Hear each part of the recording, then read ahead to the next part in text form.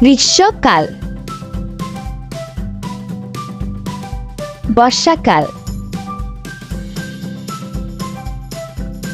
শরৎকাল, হেমন্তকাল, শীতকাল, বসন্তকাল। এবার শিখব বাংলায় 12 মাসের নাম। তাহলে চলো শুরু করি।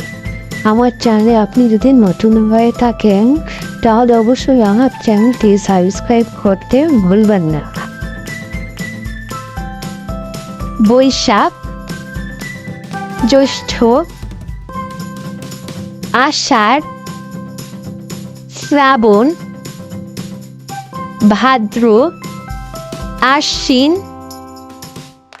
কার্তিক, অগ্রহায়ণ, পৌষ, মাঘ, ফাল্গুন, চৈত্র।